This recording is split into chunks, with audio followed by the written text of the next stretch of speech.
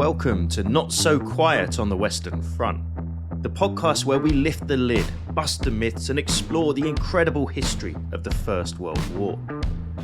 I'm Dan Hill, a military historian and battlefield guide specialising in the history of the war on the Western Front.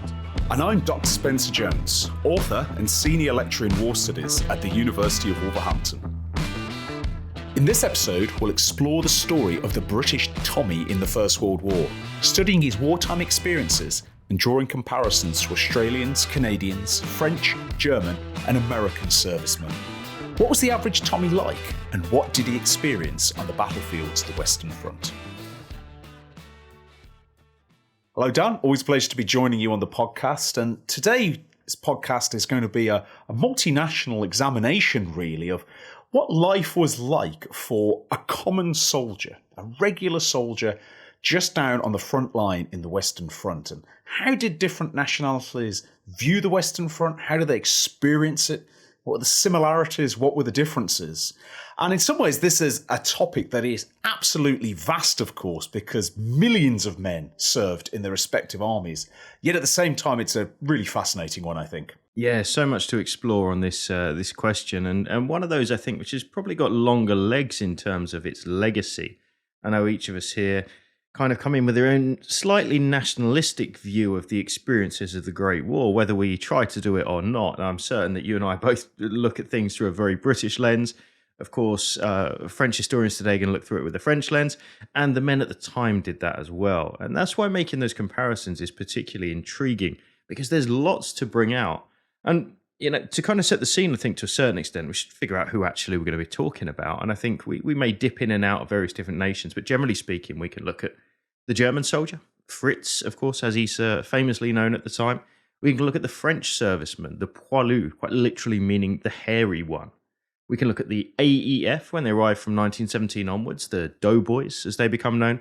And amongst others, we can look at perhaps Australians as well. Australians being known really from 1917 onwards as diggers, a reference to the gold rush back in the early days, the foundation of Australia as a modern state that wasn't a prisoner colony, of course. So there's lots of different things to look at. And we can even go, I think, to a certain extent, into the breakdown of those units, what their makeup was like, what their nationality was like, how the motivations of the soldiers fighting compared, or if they compared at all, because there's loads of different angles to take and things to look at. Of course, the predominant thing that we'll start off focusing with is the famous Tommy.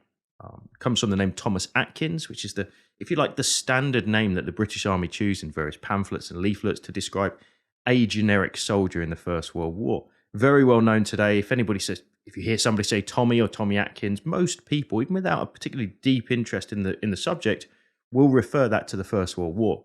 Of course, it predates that. The perhaps less known variant, although not particularly unknown amongst those with an interest in history, would be the equivalent in the Royal Navy at the time, which would be a tar, coming from the name Jack Tar. So lots to explore. But, you know, the Tommy's our start, and why not put it straight back to 1914, Spence? I mean, is there a typical Tommy? That's the big question when war is declared in 1914. This is a really big question. Refers, of course, to what I said just a few moments ago about it. Now, a war that involves millions upon millions of men from different nationalities and different parts of their respective countries with different experiences. Can we talk about a universal soldier? Well, of course, in some ways we can, in the sense that we can take an overall view, an average experience, or at least try and extract an average experience. But it's significant that in 1914, I think, when we talk about a Tommy, a British Tommy, we're specifically referring to a regular army soldier. This is somebody who will have signed up before the war, who will have joined the military for a duration of time. The shortest you could join the British Army was for 3 years. You could serve over 20 if you chose to do so. And life as in the British Army as a Tommy before the First World War was not really a very appealing one. Despite some improvements in how you would live and how you were treated, how you were paid, and so forth, in general terms, you are always going to be better off working in some form of industry, having some form of paid work rather than actually joining the military. And there was this very curious sort of dichotomy about British society and their soldiers, because on one hand, British society was fascinated by all things military. It admired its soldiers. It romanticized them. It idolized them. But at the same time, as much as it enjoyed reading about the army, as much as it enjoyed parades and pageantry, nobody actually wanted to join the army. Not considered really a respectable profession, even if you're a working class man. And in fact, I think I've mentioned this on previous episodes, but before the First World War, the phrase, it's the army or the workhouse, was similar, analogous to between the devil and the deep blue sea, or between a rock and a hard place. Joining the army was seen as either a place for, believe it or not, layabouts and malingerers who didn't have the talent to actually find their own trade, or for ne'er-do-wells who were running away from something, who were trying to escape from perhaps an engagement they didn't want, or they'd unexpectedly become a father, all kinds of things. And I think this was really captured quite brilliantly by Rudyard Kipling, who, in his Barrack Room Ballads, published in the 1890s, so this is some decades before the First World War, he really captured this sort of strange dichotomy that the public really liked the army. They liked the idea of the army. They really enjoyed it. But at the same time, they didn't actually want to support it. And there's a particular set of lines in the poem Tommy which captures something of this, which is, then it's Tommy this and Tommy that and Tommy how's your soul, but it's thin red line of heroes when the drums begin to roll. And that captured something about how the public regarded this, whereas there would be signs in Britain, in pubs and other public places, no soldiers. Soldiers thought to bring trouble, which sometimes they did, likely to get into fights. Once the war broke out, that old qualification, that boundary between society and the army was completely broken. And so the Tommy of 1914 only exists for a fairly short space of time. These are the old regulars, many of whom have served for years. They've served abroad. They've fought in colonial wars. These are people who see soldiering as their profession. They're dismissed, in fact, by the Germans as an army of mercenaries because they seem to fight for pay rather than for the national cause. And they'll fight through the war. Regulars will endure the entire war. Many of them will come out on the other side. But that boundary between the army that could be admired at a distance and the army that now you are volunteering for and you're going to be part of and you're going to be involved in Britain was destroyed completely by the end of September 1914 with mass volunteerism. And that, for me, is what makes the Tommies of the First World War really a fascinating subject, because for the first time in British military history, it happened again in the Second World War, but this is the first time it's happened, the entire society of Great Britain is now represented in the army. It's not just a group of tough, rough, mustachioed, tattooed men, often tanned from their work in the colonies, who you don't really want in your pub in case they start fighting people. Now, the Tommy has gone from representing these old soldiers to potentially representing a cross-section of society. That's a really great picture that you've drawn there of the Tommy of 1914, actually, the mustachioed Tommy. We can maybe come back to the logic behind that, because moustaches actually play a part in several armies as a kind of identifier, actually, as the war goes on. Well, I think you make a really good point there, Spence, in that really the Tommy of 1914 is really gone by, certainly by 1915, and arguably even earlier. One thing, I think it was you, actually, that I've spoken about this too before, where we talked about the idea of there realistically being 4 British armies in the Great War. And you can look at it in the same way that you've just described the first of them there, which is the regular army. Pre-war regular army, the guys that shoot for their pay. Mercenary in a certain sense, I think that's a little bit of an unfair statement on part of the Germans there, but certainly professional soldiers who've joined up and they've chosen to take this profession. Now, following up from that, you've got, I think, a sort of halfway house here. And that's the territorial of the Great War. So this is a pre-war, not necessarily pre-war, predominantly pre-war serviceman who has joined up to, in effect, what would have been the militia in the years prior to that, the territorial army in the years after the First World War, and the Army Reserve today. So these are people from a much broader section of society who have joined up, and they're going to spend their weekends and summer camps to train, in effect. They're home service soldiers. So these are part-time soldiers who have got some scattering of basic training. But very importantly, these guys are all volunteers, much like the regular army. In fact, when the war comes along, and I'm sure we've mentioned this before, they're also going to be, in a sense, a double volunteer. Because really until the end of 1915, a territorial soldier does not have to volunteer for overseas service. During the territorials prior to the war, you can say, no, not for me, thank you very much. I've got stuff to do at work. I need to deal with a young child that's just been born or whatever it might be.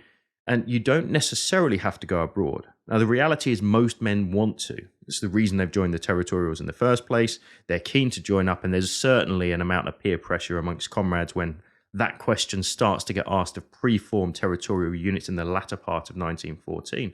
But these guys, at least they have the option to say no at first, and then even after that first year of overseas service, they can again come home. They can say, no, I'm not signing on for the additional optional year's service. Now, when conscription comes in, you're of course liable to be reconscripted if you do that. But the point is, most men in the territorials will go, they'll fight, and they'll stay. And of course, many of them will not come back. The third type of this, and really late 1915 into 1916, it's most famous on the Somme, is going to be Kitchener Volunteers. Again, this is a little bit further down that spectrum. These are guys that are also volunteers. They have no pre-war expertise in the military, though. These are guys from the local butcher's shop or agricultural labourers from the farm, people who do, in many cases, have a kind of patriotic fervour and a desire to go out and do their bit. And these come out in big numbers, 3 big tranches, Kitchener's 1, Kitchener 2, and Kitchener 3, K1, 2, and 3. This is, of course, Kitchener's famous army, the citizen soldiers.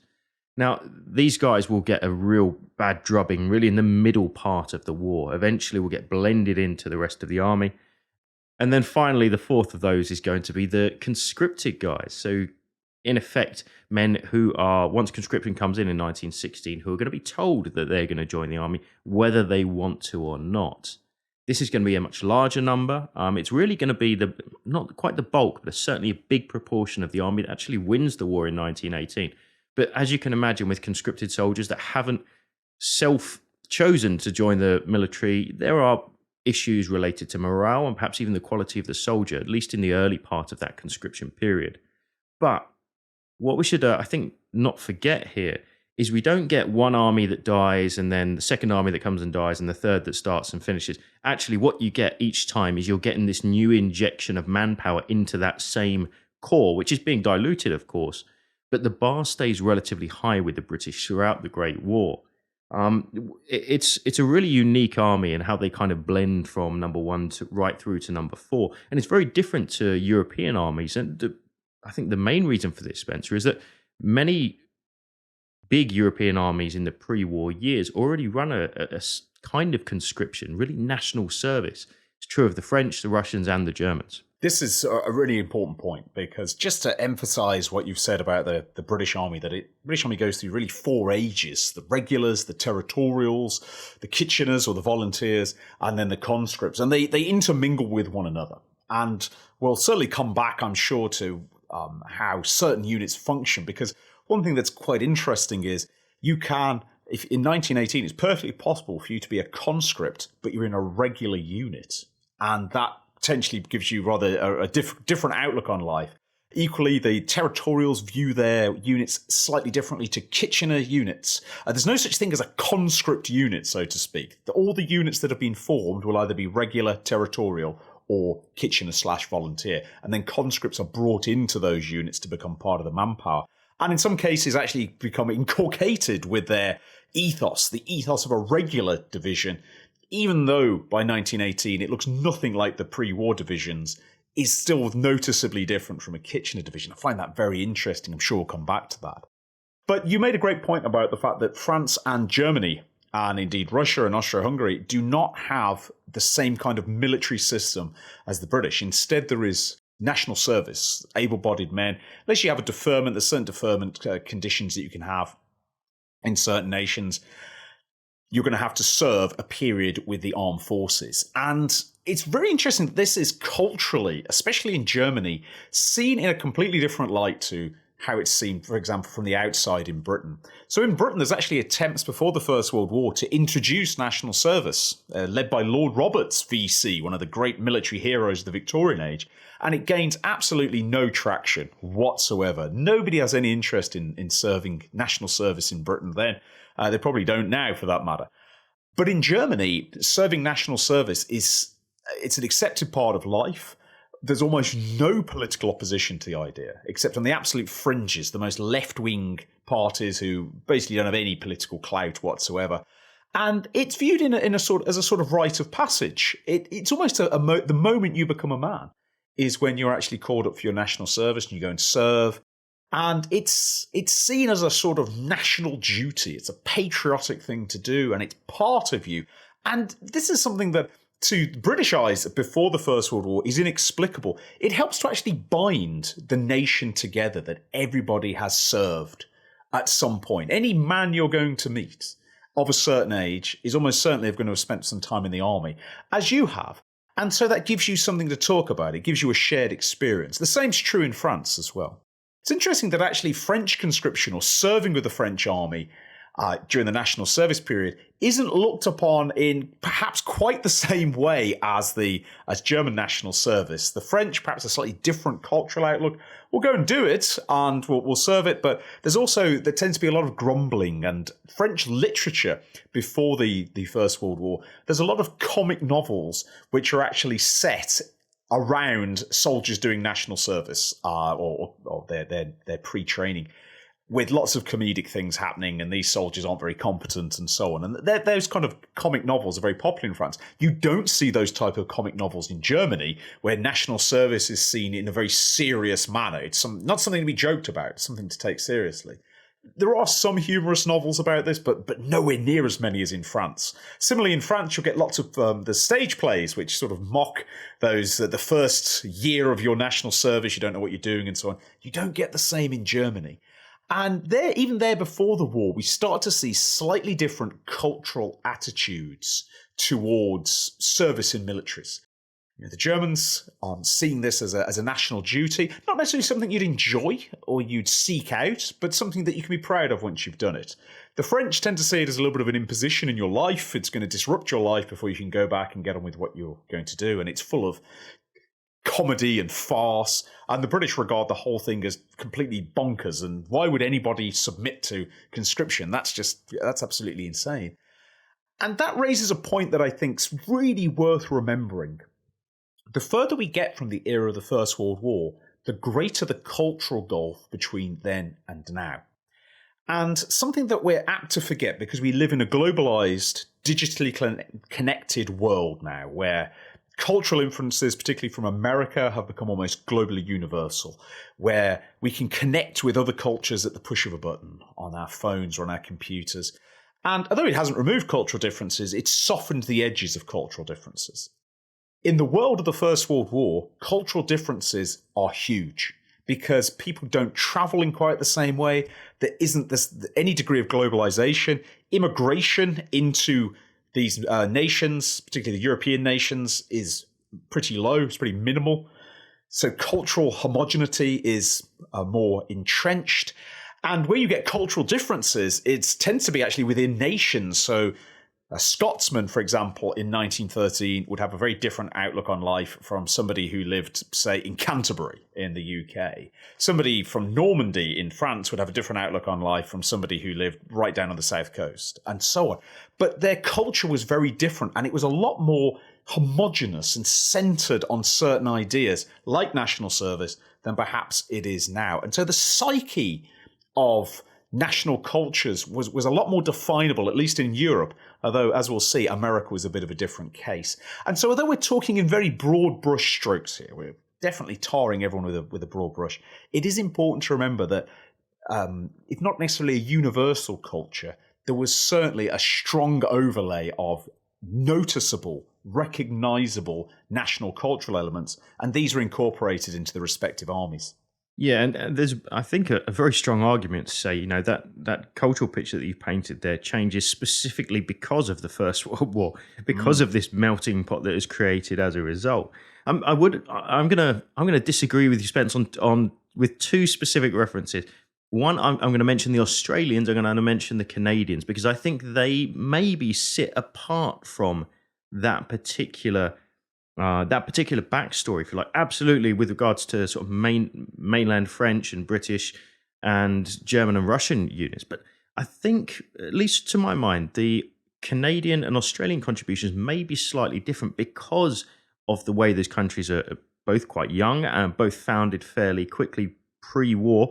And they've already experienced a little bit of that immigration, amongst other things, mobility of individuals in and out of their country. And so I would argue that maybe they've already got a little bit of that cultural melting pot before they come and join the war, which is fascinating in itself. And actually, it's maybe one of those statistics that we can look at to a certain extent, because, no doubt we'll cover them both in future episodes, but both the Australians and the Canadians performed very, very well in the Great War. Arguably amongst the finest divisions of the entire British and Commonwealth force that goes out and fights on the Western Front. We should also not forget, probably 40% of the Canadian Army is going to be British-born when it goes to war in 1914. And a similar kind of number is going to be the same of the Australian forces, which is really interesting because unlike other places, as you rightly say, Lancashire Fusiliers pre-war are not going to know what somebody from Devon even sounds like or looks like, let alone what they think like. But strangely, in Australian infantry battalions, you perhaps have had that experience already, because you've got a private in A Company who's from Liverpool, another one down south who's from Devon, another guy from Scotland. These guys may have, in a way, I think, could you say they're more worldly wise? And does this actually play out in the way that these guys perform on the battlefield?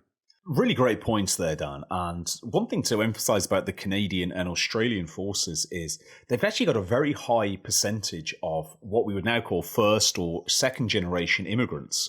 And overwhelmingly, these first and second generation immigrants are actually from Britain. In fact, before 1914, before the First World War, Britain is actually slowly losing its population because more people are emigrating around the empire than are being replaced through births, marriages, and so on. Only very slightly. The British government doesn't think this is a problem because, of course, the British Empire is one homogenous unit. But what it means is if you've actually had the adventurous spirit to go out and try and found a new life in Canada, Australia, New Zealand, Newfoundland, South Africa, other parts of the British Empire, well, there's probably something about you. There's an element of adventure about you. You've gone out, you've tried to carve a new life out for yourself on what was really, Australia had only become a formalised state nation at the turn of the century, is really a new frontier, at least to white British eyes. And what's fascinating to me is how many of these first and second generation immigrants then volunteer to come back to fight for the motherland. So there's still a very strong sense of connection to Great Britain. But at the same time, even though you might be a first or second generation immigrant in Canada, the point you've made, Dan's absolutely spot on. Although these people are very close to being British, they have a distinct Canadian and Australian mindset in many cases. And it's immediately observable, whether it's the fact they have a slightly different accent, they have a slightly different vernacular, they have a different attitude towards life and a different attitude towards military discipline and a different attitude towards the regular British soldier, it must be said as well. So perhaps some of these Canadians and Australians are coming with a different outlook on life, and I think that becomes stronger as the war goes on. One of the reasons it becomes stronger is the Canadians and the Australians form their own distinct units, and as the casualties mount and replacements come out, they're going to come from Canada and they're going to come from Australia. Canada introduces conscription late on. Australia never introduces it. So every Australian soldier is a volunteer. New Zealand introduces conscription too. South Africa never introduces it. And what it means is, after years of fighting on the Western Front, many of these, if you've gone out with the first rush, if you've been in the first Canadian Division and you've arrived in 1915 on the Western Front, all you've ever fought with, all your mates have always been Canadians. Your only interactions with British soldiers will be, you may have interacted on the battlefield, but they're not in your unit. And this is a really powerful creation of the distinctiveness of being a Canadian or being an Australian. And of course, it's emphasised further because these soldiers are paid a lot more than a British soldier. So there's distinctive uniforms too. So the Australians have their slouch hats. The New Zealanders have their lemon squeezer hats, very distinctive looking. The Canadians have the maple leaf on their uniform, and it all creates this sort of unique sense of identity for these units. And it's noticed by the British too, and it's difficult actually to avoid, because one thing that's worth mentioning, I think, Dan, is that physically, quite often, Australians and Canadians look different to the regular British Tommy. Yeah, it's a really good segue actually into understanding what these individuals, what's the physicality of these individuals. And I think we can add Americans into this. Just a final word on this kind of cultural melting pot idea. When the Americans come in 1917, of course, there's a huge difference because America has been drawing many, many immigrants from dozens of different countries over the 50 years prior to leading up to the First World War. And so there are cases where in divisions, perhaps a dozen or more languages are spoken. There's a really, really huge difference that comes about from there. But I think in terms of understanding the physicality and what a typical soldier looked like, we can almost go back to what you've mentioned already, Spence, in terms of the certain caliber of individual that's actually going to make a decision pre-war to go and move themselves off into perhaps a daring, perhaps dangerous situation into the unknown. So somebody who's got the guts and bravery to up sticks from rural United Kingdom that their family's been living in for the last 500 years and actually make the trip over to Canada into the unknown, they tend to have a certain mindset. And in many cases, it's a very daring one. And quite often, not always, but quite often that comes along with a certain physicality. And we actually see this, we literally see this on enlistment forms in the Great War. Because when you look at the average height, average size of a Australian or a Canadian soldier or an American soldier, they're about 2 inches taller on average than the average Tommy. That's really interesting. So the average height in the First World War, for those that don't know, in the British Army is 5'5.5". That is not towering by any stretch of the imagination. Average height in the Australian and American and Canadian army is about 5'7.5". That's a big difference. I mean, physically a big difference, of course. Average weight is substantially higher. There are, these men are broadly built, much more stoutly built in terms of, going through the rigors of warfare. And again, it's one of those efficiencies we see play out on the battlefield in terms of the quality that a lot of these units are given. And there's a couple of reasons. I think perhaps one is there's almost a kind of selective breeding element to a certain extent, if we can be flippant with it, in terms of people going out to that part of the world. It's the strongest and most daring guys that are doing it. But at the same time, back in the UK, we need to remember, we're really going through a very industrialized period of British history. And lots of people have been accumulated into large, very unhealthy city environments. Working in a workhouse in the East End of London is not going to be, nobody's going to call it nutritionally beneficial. A lot of these guys, they struggle because actually the conditions aren't great for growing and becoming strong like they are in the outback of Australia. This is so true, and it's so easy to forget this, that living in Britain, Victorian Britain, and indeed Edwardian Britain was not healthy if you were a working class person. The infant mortality was very high. Depending on how you calculate it, it could be as high as 25 to 25% across the entire country. And just to give you a little family example, my great-grandfather on my mother's side, he was in a family that had got 6 children. And on the census before the First World War, it was noted that they'd had 12 children and 6 had died. So 50% infant mortality in a single family. Diet was poor. The British working class relied heavily on bread. Bread is fine in the sense that it fills you up, it gives you some carbohydrates, but if you've got a very bread-heavy diet, you're just not going to grow. You need meat and you need vegetables in that. You need some form of protein. And that was difficult for the working class of Great Britain to acquire. The diet of the working class was extraordinarily poor because the population was poor. The Rowntree Booth Commission, which is the first really big survey of British poverty, carried out in the early 1900s as a result of the Boer War, because in the Boer War there'd been a lot of volunteerism, and thousands upon thousands of British soldiers, or potential British soldiers, had been rejected because they were too small, they got all kinds of illnesses, they were physical wrecks. In fact, the British Army in the Boer War is the smallest British army in modern military history. The height requirement in the Boer War, especially in the latter stages when everyone was fed up, it was sick of the guerrilla war, was sick of the ongoing campaign, and volunteers were thin on the ground, the height requirement was reduced to 5 foot. That's it. 5 foot, no inches. And so you've got these tiny soldiers going out, and the Boers fighting out in the wilds of South Africa were shocked at how small British soldiers were in the latter stages. They were clearly not very fit or healthy, and their officers towered above them. So the Rowntree Booth Commission had been launched at least partially as a result of this, and it discovered, I forget the exact date, I think it was reported in about 1904, it found that 25% of British families lived on what was called the starvation line. And what that meant was they were, in modern phrases, they were one missed pay packet from starvation. They had no savings, they had no capacity if the wage earners in the house were incapacitated in a workplace accident or so forth, the family would starve.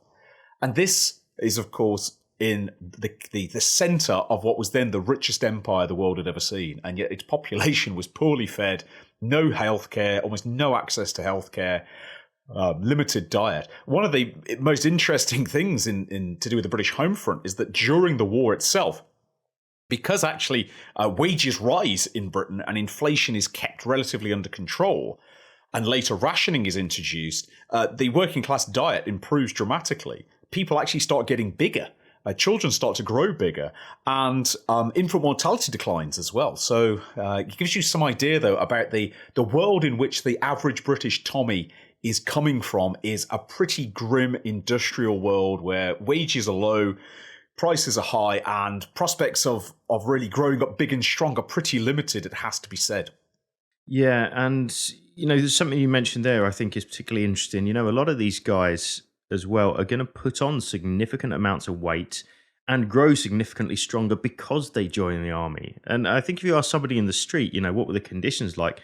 People may have, a number of people I'm sure would have in their mind, really tough, rough conditions. I remember reading, this is a bit of a side story, but I remember reading back during the centenary in my local paper, somebody who I'm sure very well meaning had said that they remember their grandfather telling them stories and how horrific it must have been out on the Western Front there. And, talking about how they were, men were starving in the front lines and had to eat rats. And, I remember thinking, the only reason you're eating a rat in trench warfare is if you really like rat. Because there's plenty of bacon, there's plenty of bread, there's plenty of cheese, there's jam and all sorts of things available. So there is maybe still a misconception, I think, around food and these kind of things. But the truth is that average British soldier puts on about a stone in weight during their training period. They're not big to start with, perhaps 8.5 stones about the average. So it's not, they're not big people, but they are growing. And the British Army is doing this for a reason, right? It wants to give people high calorie diets so they can burn a lot of energy and they can be more efficient on the battlefield. Now, that being said, and keeping, I think, with the, if you like, our imaginary silhouette of the soldier of the Great War, one thing that is true of the British Army and does change, and there's a bit of flexibility here, but the average age, I think, is always quite shocking to people, particularly if we're like a set point in the Great War, so the end of 1915. You can be pretty sure to say that the average age of a British soldier at that time, again, if you ask somebody on the street, I think 8 out of 10 times they're going to be telling you 18, 19, 20. Well, the average age is 26, 26.2 to be precise. That does change. It comes down later in the war as conscription comes along. But, that's quite a shocking number, Spence. But when you actually unpick it, and I know we've covered this briefly once before, when you unpick it, it does make some sense. It does. And just before I get on to the ages of soldiers, just to emphasise the point you've made, that soldiers gain on average about £14 from being enlisted to actually their condition once they're in the front line, because they're being well fed, they're exercising outdoors, doing some physical exercise. And one of the interesting things is the science of nutrition is in its infancy, really, in the early 1900s. And even before the First World War, there's been a few doctors in Britain who've noticed something, and this is that weedy, skinny, physically weak, they don't weigh anything, young men join the army, usually, quite often because they can't get anything to eat, and at least the army will feed you. And these doctors, there's actually an article published in about 1905, and this doctor's done a big survey on what happens to a recruit once they join, particularly if they're not in great physical shape. And he's stunned at the results. Of course, what you've got is 18 to 19-year-old men who haven't had great diets up until this point, have lived in smoky, unpleasant industrial environments. And you take them out, they're marching around, they're carrying equipment, they're being fed high-calorie diets with the meat of low quality, but it's still meat. And they gain weight, they gain muscle, their chests expand. And the doctors, the science of nutrition is poorly understood. But the doctors are stunned and say, well, something's happening here. And of course, it occurs again in the war. Going back, though, to the profile of ages, this is, I think, one of the great misconceptions of the First World War. And it's borne out, at least partially, because, of course, late in the war, when all nations are conscripting 18-year-olds, or later in the war, you do read, and you sometimes see photographs of soldiers, groups of soldiers, and you think, my God, they all look so young. I'm thinking particularly of the photos of the British Army from 1918, where you've got these pale faces staring back at you and there's barely a line on them. They almost look like an army of boys.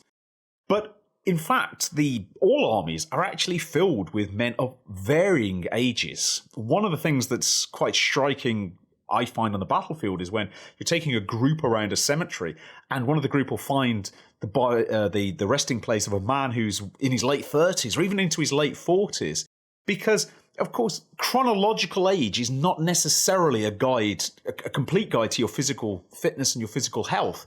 You can be very fit and active at 40, and equally you can be completely non-fit and active at the age of 20, it should be said.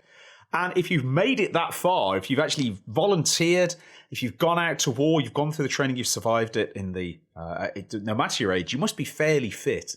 I'm thinking again of one of my great-grandfathers who volunteers in his early 30s, which is quite late, really, to be doing that kind of volunteerism. Goes out and fights at Gallipoli, but obviously he's able to physically keep up with this kind of thing. And it means, and it's true as well, I should say, of other armies as well, that different ages come in and fight alongside them. And you read a lot in the British Army of older soldiers being referred to as grandad, even if they're only 10 or 12 years older than the soldiers who are teasing them. Yeah, the whole age idea, I think, is something that probably should have a little bit more, if you like, academic work looked into, because those ages change as well. If you look at Australians and Canadians, they're typically older than an average British soldier, although those numbers, again, do change. Worth pointing out, a number of British-born guys in Canadian units are actually, and there's quite a lot of documentation to cover this, who perhaps don't have the money to get home and have rolled the dice out in Canada pre-war and think, I'm not going to make it out here, or use the opportunity to sign up to get sent back to the UK. So, there are plenty of different things to consider, but, age in general, I think, is one that's really interesting. And of course, you can imagine, as manpower becomes more of a crisis, we see this in both world wars, those boundaries stretch. So in 1914, the average age, or the minimum age requirement to serve overseas in the British Army is going to be 19, and it's going to go up to 38. 3 years, I think, gets stretched either side of that to draw in those latter ages as the war goes on. In the German army, that expansion is much wider, comes down significantly lower and goes up significantly higher because there's that limit in manpower. Whereas in the American army, it's much shorter because there's such a huge amount of manpower available. You could really draw large numbers without going too far to either end of the spectrum, where you, as you said, Spence, may get some people who perhaps aren't quite up to the physical standards. So there's lots of experiences to look at. And, now we kind of understand, people joining the army generally. The motivation, I think, is always one that's interesting. And we have covered this before, but it's worth, I think, reconsidering. Because as far as I see it, when 1914 comes along, quite often speak to somebody today, they'll say, why on earth would they have joined the army? I'm going to put it to you, Spence. I'm going to say, why on earth wouldn't they? That's a great question, and it goes back to what I was saying earlier, that the world of the early 1900s is, as we go on with each passing year, it becomes a little harder for us to immediately connect with it because it's a different world. The men and women of that era would not recognize the culture of our world, and it becomes increasingly necessary to put the work in to understand the culture back in the 1900s. But you've hit the nail on the head. Why wouldn't you join? In Britain in particular, there's no prospect of social mobility. For the vast majority of the population, if you are born into poverty, you are not going to escape poverty. Unless perhaps you go to the colonies. That's where opportunity is. But within Britain, you're more or less, and this is broad brushstrokes, there are of course exceptions within any kind of rule like this, but you're more or less guaranteed a life of drudgery where you'll be entering the workforce at the age of 14, you'll work until you're physically unable to work, and then you'll hope that your children can provide for you once you're unable to work. The concept of retirement doesn't really exist. Old age pensions have just been introduced in Britain prior to the First World War, set helpfully at the age of 70, when the average life expectancy is the early 50s. So if you've actually lived long enough to qualify for an old age pension, you've actually done quite well. And life for the vast majority of the British working population is pretty humdrum. There's not a lot going on. There's not a lot of opportunity for you here. And suddenly a war comes along, and you're not necessarily joining the army for wealth and glory, although some men certainly join it for the latter, but you are joining it for the prospect of an adventure. And it's really important to remember, and this is true to an extent as well of France and Germany. I think it's different with Canada, Australia, and America, but perhaps we can cover that in a moment. your life is almost set for you the moment you're born. If you're born a farmer's son, you're almost certain to become a farmer yourself. If you're born the son of an industrial labourer, you'll probably be an industrial labourer. Son of a miner, you'll probably be a miner. Chances of moving out of the field that you're born into are minimal. And anybody who's ever done genealogy in Britain and traced your family back, it's amazing how little families move around and how much they just keep doing the same old thing. I can say that on my father's side, I come from an extremely long line of agricultural labourers who were basically they're sort of the poorest paid in British working society. And it's a tough life out as an agricultural labourer. And my family history traces back to the mid-1700s. And as far as I can tell, nobody was anything other than an agricultural labourer until well after the Second World War. And that's true of so many families. And so suddenly having this opportunity to go on an adventure, it's probably the most exciting thing that will happen to you in your entire life. And in fact, possible subject for a future podcast, how do veterans reflect on their experience? We tend to think of them reflecting on the horror, the hardship. There's certainly people who fixate on that element of the war. But there's also thousands of men who do regard the war as an adventure. And certainly when you're joining up, when you're going into it, that's exactly how most people enter the war. There may be some naivety there. Nobody or very few people join an army thinking they're going to get killed. But it's really important to remember that this is the cultural event, the biggest cultural event in Britain, certainly in Britain probably since the Napoleonic Wars, which are no longer in living memory. In France and Germany, it's the biggest event since their War of 1870. In America, it's the biggest event since the American Civil War. This is recognized immediately as this is an epoch-making moment. I want to be involved in this. I want the adventure. It is. It's that classic thing. You can imagine 20 years later, people sitting around a bar asking, what did you do in the Great War? Everybody wants to have that story. And on top of that, you've literally got the government pushing this narrative to you in the early years of the war as well. You have quite literally posters that say that. There's a famous one I had hanging up in my office just here recently. What did you do in the Great War, Daddy? And it's a father looking ponderously thinking, well, is he thinking back about what he did, or is he thinking, well, actually, I didn't do anything? But you imagine if you get bombarded by these different sensations and this same narrative gets pushed every angle you work at, not only is it true of those who are looking for that spirit of adventure, and of course we've discussed a number of those individuals already that have immigrated pre-war, but also, there's also the peer pressure for those that are perhaps either unsure or even don't want to go. There's the famous, although perhaps a story for another day, and certainly not as widespread as it's given credit for, white feather movement, which is supposedly something where young women are going to hand out white feathers as a sign of cowardice to men who look like they're of fighting age and look like they're mobile, physically able, who are not in military uniform. It's not necessarily the practice of that comes out, but rather the story that it does happen that actually drives people to the enlistment stations. But the vast majority of people, we have to remember, they're going there of their own accord. They're going there willingly because they want to be there.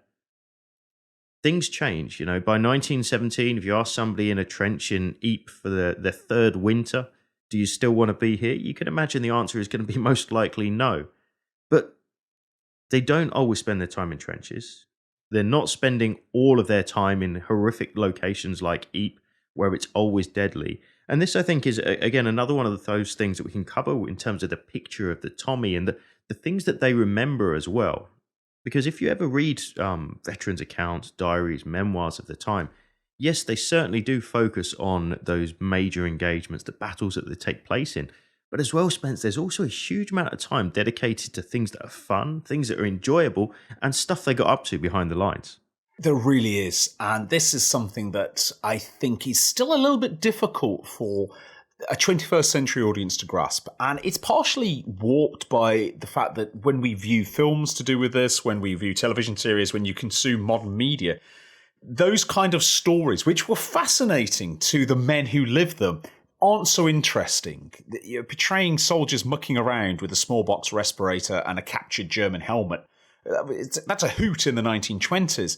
But to a modern audience, we tend to zero in on the fighting and the destruction. And I'm minded, particularly, as I'm saying this, I'm thinking about the recent Netflix film, the Netflix adaptation of All Quiet on the Western Front, which is a powerful, hard-hitting film in many respects, but it also just portrays a version of the First World War, which most soldiers would not recognise. Just constant, annihilating combat, the carnage of it. And it's significant to me that the actual novel, All Quiet on the Western Front, powerful anti-war novel from a German perspective, what makes the battles actually so frightening and so upsetting to read about is they're interspersed with very human aspects. The fact that the soldiers trade boots and things like this is a recurring motif in the novel. And for most soldiers, particularly from the British Army, now, the experience for French, Germans, a little different, it has to be said. But for most British soldiers, you're not going to spend that much time in the line. There are going to be moments or periods where you're in intense action. It's perfectly possible to be a soldier in the British Army and never really see a fierce, full-scale battle.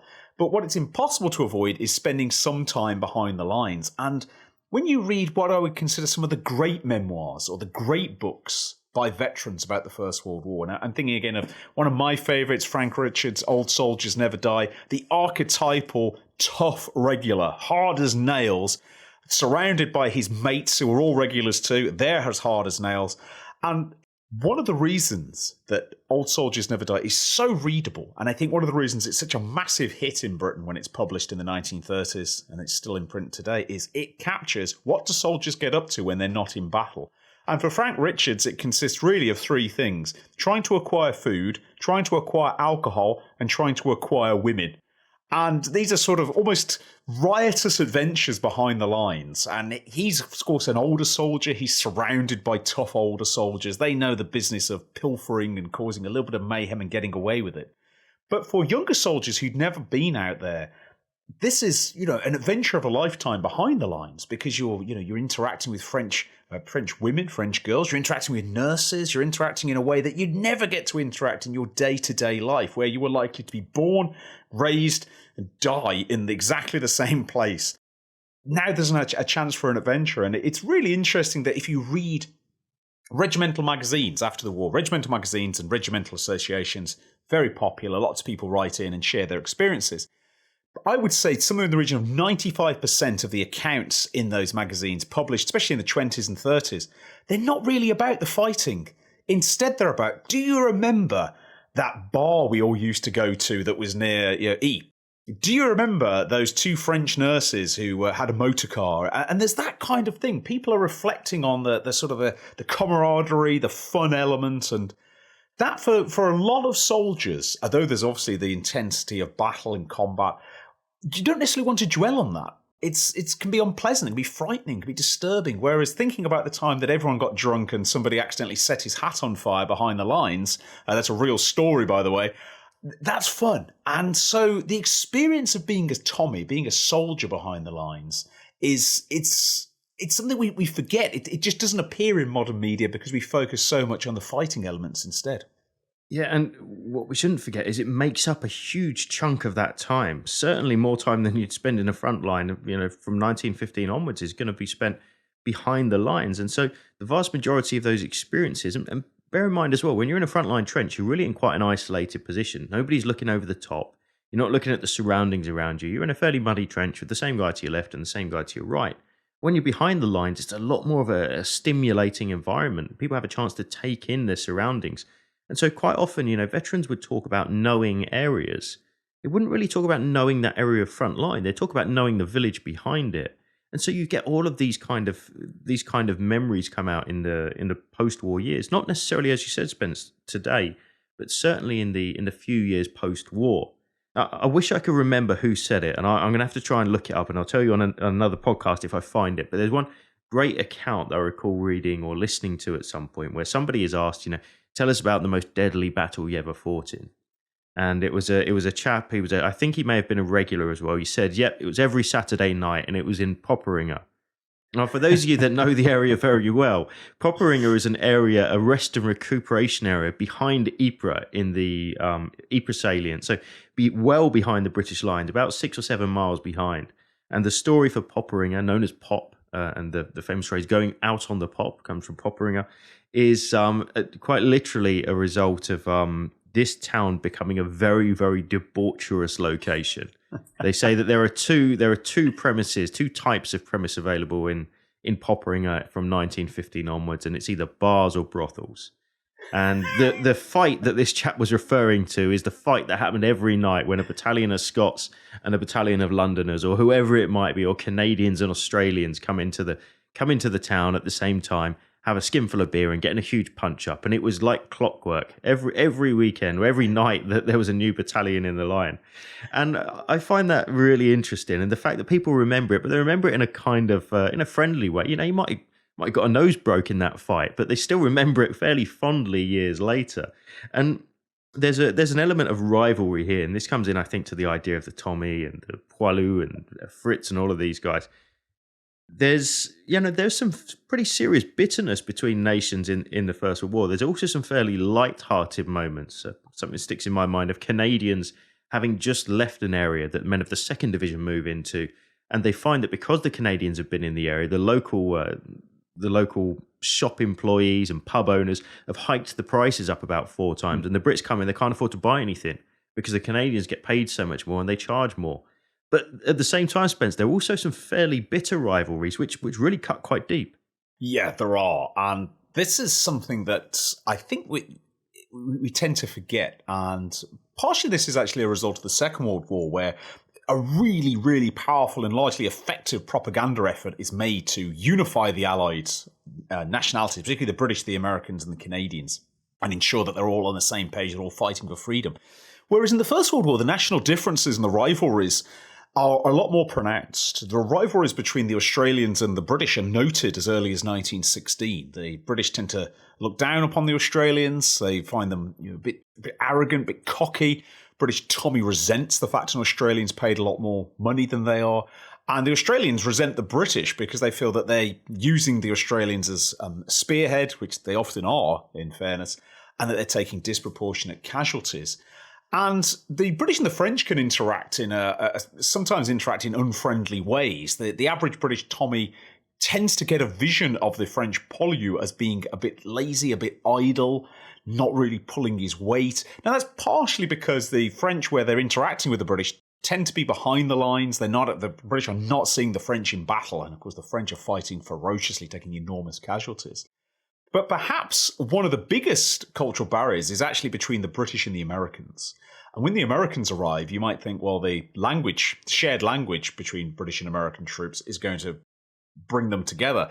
If anything, it pushes them apart. And there's one surefire way. If you're an American soldier, a doughboy in a bar, and there's British soldiers there and you want to fight, then you'll loudly proclaim that the AEF, which stands for American Expeditionary Force, actually stands for After England Failed. Of course, the implication being England's failed, the British Army's done, it's finished. The Americans are here to save the day. And certainly in British memoir literature, that is one saying that is going to trigger a fight. There's going to be a confrontation over that. And it's interesting that in general terms, the American doughboy, the American soldier, tends to look upon the French more favourably than they do the British. The British resent the Americans' pay. They resent the Americans' attitude because the Americans have arrived. They're obviously enthusiastic. They're ready to fight. They haven't endured this. And crucially, there's a big cultural difference. And I think there's still a big cultural difference now between Americans and the British. And I know we've got a very large number of American listeners. I'm an absolute, there's no such word, there was no equivalent word to being an Anglophile when applied to America, but I've spent lots and lots of time in America and I've always enjoyed my time there. But there is a cultural difference, and it boils down to the fact that British people, and British soldiers especially in the First World War, grumble and complain and grouse and, excuse my language, bitch and moan like nobody else.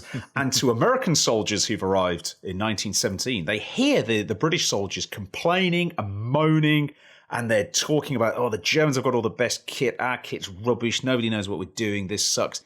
And American soldiers take that literally and think that a lot of American soldiers are shocked at how defeatist and defeated they feel the British Army is. And the British Army has problems at the end of 17 and in early 18, there's no doubt about that. But to me, this is a classic cultural misunderstanding because even now, the British Army and I've worked with the British Army, complains and groans, moans, grumbles every single step of the way. And so it reminds me of that old phrase that Britons and Americans are two cousins divided by a common language. But it does show that there's sort of the more subtle cultural differences between armies, I think, Dan. It does. And actually, if you go back historically as well, and you think about the last major wars that these kind of superpowers, if you like, have fought against each other, you know, Britain and France have pretty much traditionally been enemies. The last major European war that Britain's fought in, if you exclude the Crimea, which is kind of on the borders there, is going to be the Napoleonic Wars. You know, that's a really bitter, long-standing fight. And for 20-odd years before that, there's a huge rivalry. And for another 500 years before that, the Brits and the French have never got on. Of course, the Brits and the Americans have got their differences in the past. And, you know, those things are never far from their mind. In fact, the French, of course, aid the Americans to victory in one of those major conflicts. So there's a lot of there's a lot of, if you like, standing issues that people, even working class guys, are aware of at this time. And you know, we do see this played out. In fact, you could argue that the closest ally in Europe that Britain has got in 1914, certainly if you take a few of the states, is going to be Germany. Germany are the last people that we really were on good terms with. There's a really interesting account of the centenary event that never occurred, and we've heard, of course, just experienced the centenary of the Great War and all those powerful events that took place. Well, it's worth remembering that in 1915 there were great plans afoot for a huge centenary commemoration for the Battle of Waterloo, in which a number of British troops and a number of German troops fought together against the French. Now, that all goes to pieces, of course. There is no centenary commemoration, certainly not in the style that's expected. But there is a famous account in, I believe it's in Gallipoli at the time. It certainly makes its way across in the newspapers, where there are some French troops, and there are French troops in Gallipoli, and there are even German troops over in Gallipoli as well. There are invitations sent out by to both the Germans and the French, inviting people to join in commemorating the 100th anniversary of the Battle of Waterloo. And there's a fairly humorous reply comes back from the Germans. Some fireworks are sent up, some flares go up into the sky, and the French completely do not get involved and do not see the funny side of it either. But it ends up in quite a few newspapers. So there's some really interesting accounts of this kind of thing. So, you know, lots of different things that we can unpick there. The famous Christmas truce. But again, by the same token, Spence, we need to remember that Germany is a new country in itself, and certain parts of Germany are completely different to other parts. It's something that actually becomes a source of fascination, actually, to both the British and the French. Whereas we've mentioned before that to be a Scotsman in Britain, you probably wouldn't have a clue what somebody from Cornwall thought, or vice versa. But the culture is a little more homogenous, I think, in Britain, a smaller country, a much older country as well, as a much older nation state. Whereas Germany's only become a nation state in 1871. It's very, very young. And the cultural differences also include a political difference as well, because you still have royal families connected to the older German states. And although the German nation is dominated by Prussia, culturally and politically, other German states, or parts of their states, Bavaria, Saxony, Württemberg, etc., people from these regions, they have different accents, they have different outlooks on life, and some of the more unusual interactions is when the British find that a Prussian unit is about to move into the front line opposite them, and the Prussians tend to be seen as highly aggressive, highly efficient. How have the British learnt that a Prussian unit's about to move in opposite them? Well, it's because the Saxons opposite them have been yelling across, "We're being replaced by Prussians in 2 days' time. Watch out."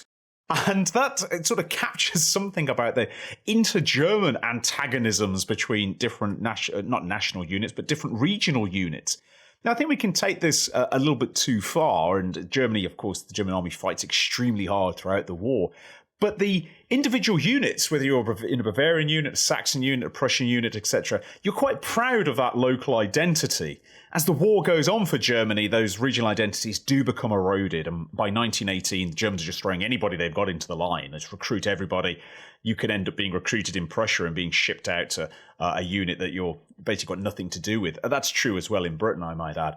But that difference in German units is really fascinating. And I'm not sure, Danny, perhaps you can enlighten me a little bit on this. I'm not sure if we get the same in French units. Yeah, in a sense, that is exactly what happens, and you've got to add something else into the mix here as well. In that France in 1914 to 18 also is not a single language nation.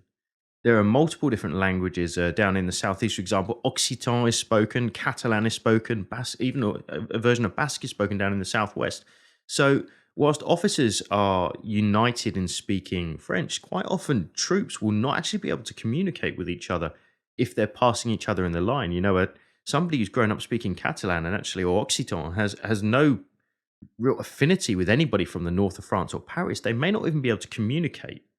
So there are whole huge differences that come about as a result of this. So much like you could argue, I suppose somebody from the north of Scotland probably can't communicate very well with somebody from the south of England, despite speaking a broadly similar language. All of these things that I think quite often we just skim over and assume that it's fairly plain sailing. Actually, these nuances of the Great War is what make it such a fantastic and interesting melting pot. The behaviors, there are, all these kind of different things that come about. A good example of this would be discipline. Discipline's wildly different amongst different units. And part of that is to do with how strict units are. This is no doubt a story for another day when we cover things like shot at dawn. But Australian, despite them being probably pound for pound amongst the very best fighters of the Great War, Australian discipline in the Great War is shocking. It's really bad. There's lots of, and VD rates are very high as well. But that being said, on the flip side of that coin, they are probably amongst the very best fighters of the Great War. So there's lots of different things that we can, little rabbit holes that we can disappear down as we continue through this story.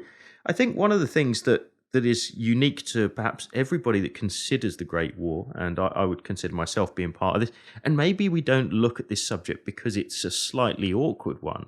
It's kind of having a bit of self-reflection to a certain extent and looking back at, grandfather, great-grandfather, great-great-grandfather for some people now and saying, was everybody actually good? Were they good people, these Tommies that we're talking about? We all have the image of the older gent who's 105 years old with the medals, very proud, of course, of what they've achieved. And it's a really stirring national piece of remembrance for us, regardless of the nation. Not everybody's a good guy, though. No, and this is something that I think is particularly noticeable in our study of the Second World War, where largely coming from America, but increasingly being adopted in the UK, we refer to the Second World War generation as the greatest generation. Now, what they achieved for Western democracy is, of course, absolutely worthy of celebration and achievement, but to refer to everybody in a single generation as a hero, whether it's the Second World War or the First World War, does pose a few risks. And it's worth also remembering, what does a good person look like in 1914 to 1918? Because it goes back to this idea of culture. And our culture is a little different now to how it was 100 years ago. And things that we do would be absolutely inexplicable to a person of 1914 to 18, and perhaps vice versa. And particularly the concept of how you act as a good person and behave yourself. It's very difficult. One way that a lot of soldiers try and rationalize the fact that they're engaged in acts of pretty intense violence is that they see this as a temporary period of their lives. They're not going to be a full-time soldier. They don't want to be a full-time soldier. As soon as the war's over, they can't wait to get out. And it almost serves as a sort of a form of sort of mental, not exactly redemption or forgiveness, but an excuse for the fact that they're conducting themselves in a manner they would never conduct themselves at home. And this isn't just about fighting on the Western Front, actually in combat. It can also be behaving themselves behind the lines, sleeping with prostitutes, for example, getting foully drunk and punching rivals, this sort of thing. It's not the actions that perhaps you'd have carried out if you were living back at home. But it's really important to remember that in armies that include millions of men, the definition of good, even if we take a modern definition, there are going to be some very bad apples in this. There are going to be thuggish soldiers, soldiers who enjoy violence, soldiers who commit crimes. We tend to, when you think of shot at dawn, sometimes if somebody hasn't really done their research, shot at dawn, of course, referring to the British Army's executions, they start lumping in people in the shot at dawn numbers who've actually been shot for things like murder and rape. It does go on amongst the armies. When you've got armies of millions, you are going to have crimes and violence. What's interesting, I think, is the moral view of actually fighting in the First World War certainly in Britain, tends to see itself afterwards as a job was required to be done, and that job has been done, and it's being completed. And a lot of bad behavior, a lot of violent behavior is justified by that. But let's not forget that there are some seriously bad apples in all the armies, to be honest, Dan. And I think that can sometimes be a little bit of a difficult idea to grasp. We see it in the better memoirs, and also something that's now almost completely forgotten, the huge explosion of novels that are produced after the First World War. Dozens and dozens and dozens of novels, because people want to read about it, except in an adventurous way. And the better of those novels often include a real cross-section of the type of soldier you might have met, from they're a patriotic and dedicated soldier to basically the kind-hearted soldier who didn't really want to be there, to the fighting mad soldier who actually enjoyed battle, to really the crook, the scrounger. In Britain, he becomes embodied in the 1920s as the poacher on the Western Front. And he's not really a character to be trusted because he'll steal from you as well as he'll pickpocket the dead. And so the idea of all the soldiers being good and noble, I think it's a treacherous one, Dan. I'm not sure what you think about it. Well, you mentioned a word there, which I think we can perfectly kind of sum this equation up with. You said cross-section. I wonder if, no matter which country you're from listening to this podcast right now, no matter what your background is, whatever it might be, try this in your own mind right now. Take a cross-section of 8.7 million males between the age of 18 and 38 from your country, 8.7 million of them, and see if you get any bad apples in that. Do that with what you see around you today. The answer is absolutely, of course, you will do. And the truth is, in 1914 to 1918, that's no different. It's just we don't have that modern view of it today. And perhaps it's more comfortable in a way to not go down that particular route. It's nice to think that all of the veterans that we've seen on TV or we see proudly wearing their medals that have done remarkable things. But, it's easier to maybe keep that as a different generation, this greatest generation idea. It's. I'm sure we could go on about this for a long time. As you were describing there, Spence, the idea of normal people doing totally abnormal, in many cases abhorrent things that if you didn't put them into a global conflict situation wouldn't be understandable at all. I was thinking back to one particular account that I quite often come back to, and it's an account of a German soldier, a man by the name of Stefan Westman, who is a German Jewish soldier in the First World War, and he fights out on the Western Front. And he leaves an account which is about the most powerful account of the Great War in terms of the suspension of humanity when he goes over the top. I wonder, we might give it a go, Spence. We've never tried this before, but Linus, our editor, may be able to add this in for us. I wonder if we might even be able to play that account. It's just a couple of minutes long at the end of the episode. But my word, if you're going to listen to anything, and perhaps some of you guys have already heard this before, quite simply the most powerful account of the entire Great War as far as I can see. So we'll try and add that one at the end of today's episode. But, Spencer, just going on to kind of round up this story generally, of course, the Great War does come to an end, and it comes to an end in November 1918, at least as far as the Western Front is concerned. But the legacy of the Tommy and Fritz and the Doughboy and the Diggers and the Canadians, all of these guys, it's got far longer legs than that. And we see it really stretching almost to this very day. And it's, in some ways, it's sad in that those relationships and that vision of what a common soldier looks like in the 1920s and 1930s, certainly in Britain, there's a sort of fond reflecting back on interactions. Some of it has to be said through rather rose-tinted spectacles, given some of the things I've said. Some of the most ferocious punch-ups behind the line are between Americans and British soldiers, as previously mentioned. Some of the most heavy criticism falls upon the French army from British sources. And, of course, the British army fights ferociously against the Germans. But in the 20s and 30s, there's definitely a mood in Britain to regard, though there is this element of the savage Hun viewing the Germans, there's also a tendency to view the other Allied nations through really rose-tinted spectacles as sort of charming national stereotypes that becomes very strong. And one of I think the sad elements of this is that when the Second World War rolls round and Britain and France find themselves going to war against Germany once more, all these old images are actually recalled. If you read newspapers and magazines in Britain that are published just after the outbreak of World War II, they're talking about this generation of Poilu are going to be even tougher than their forefathers. They've learned everything. They're determined to fight. When, of course, the Americans begin to arrive through Operation Bolero in the Second World War, there's real efforts made to say, well, there's going to be millions of Americans in Britain. That's going to cause some social frictions. And partially that's inspired by the fact that it's known the AEF and the BEF were not always the most comfortable bedfellows in the First World War. And so it has a legacy within 20 years, well within living memory. And I think a lot of the national stereotypes from the First World War, particularly through Western eyes, through British and American eyes, are still seen in media to the present day. And I'm thinking particularly, many listeners probably won't be familiar with this, but I certainly am. There was a video game released a few years ago called Battlefield 1, which takes place in the First World War, and you get to sort of control soldiers and fight in it. And it is almost the stereotypical vision of what a British soldier's like, an American soldier's like, and a French soldier's like. I have to say, it's got to paint with broad brushstrokes. It's a mass form of entertainment. But if you had grabbed somebody, if you grabbed an author in the 1920s and you'd shown that video game to him, he would have recognized those stereotypes. And I think the reason those stereotypes become so strong is millions of Americans, Australians, Canadians, Frenchmen, and British soldiers have interacted with each other, in some cases for 4 years. They've also interacted with the Germans, fighting them a lot.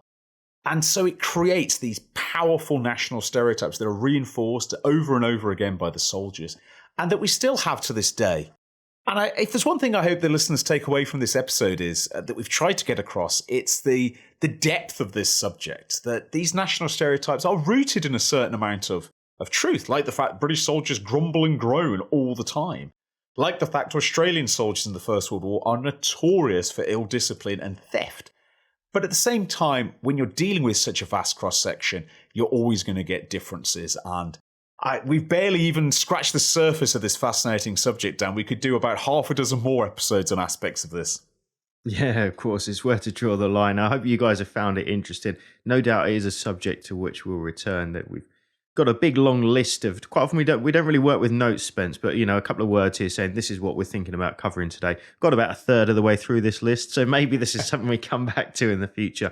But loads of exciting and just generally interesting subjects to dive into, each of which, it's the one thing that I'm personally finding really amazing in doing this podcast.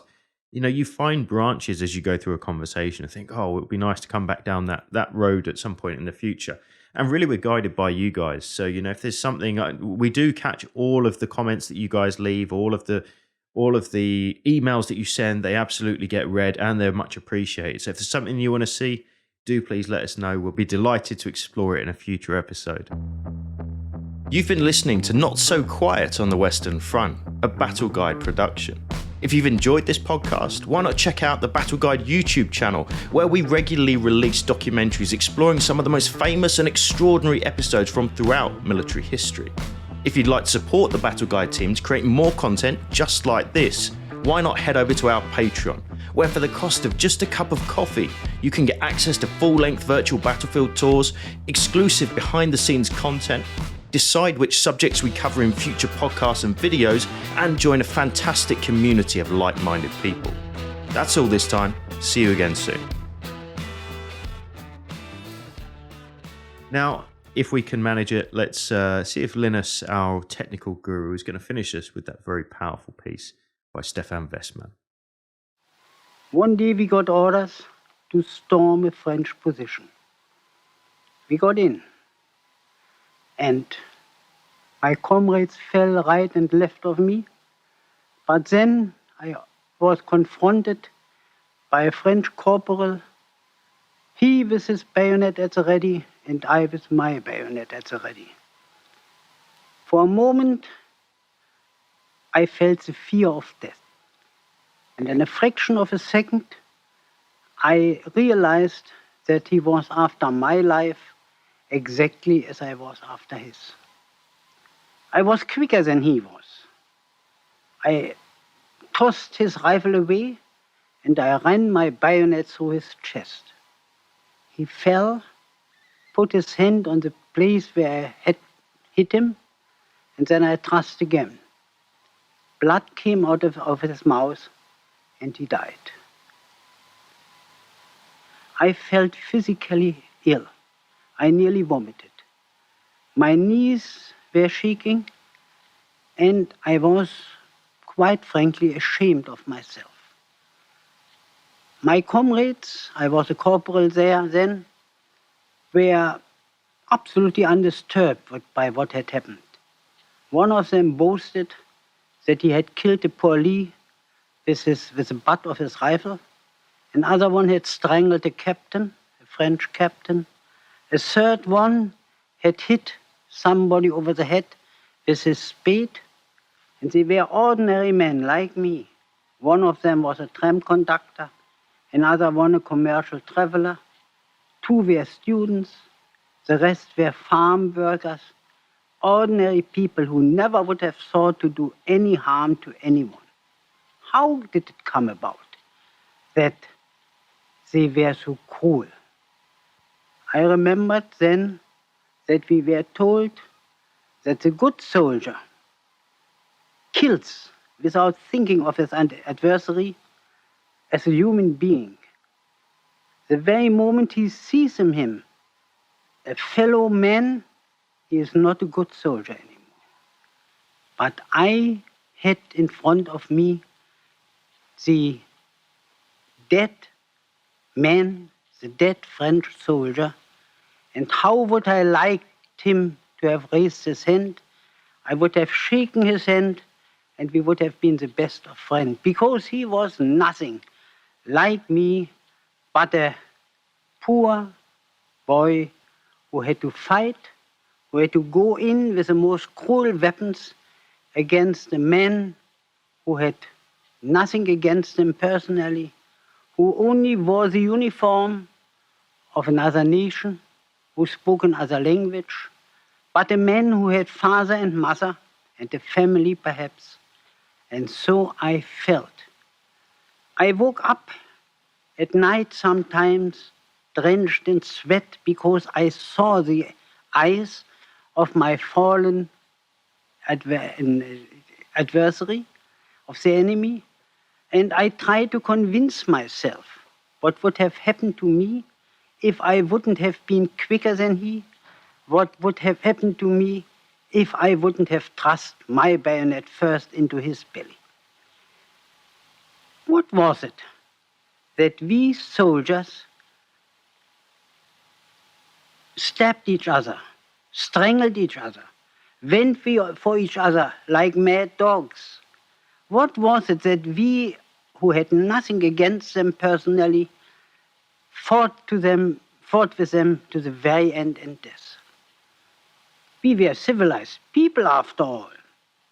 But I felt that the culture we boasted so much about is only a very thin lacquer which chips off the very moment we come in contact with cruel things like real war. To fire at each other from a distance, to drop bombs is something impersonal. But to see each other's white in the eyes and then to run with a bayonet against a man, that was against my conception and against my inner feeling.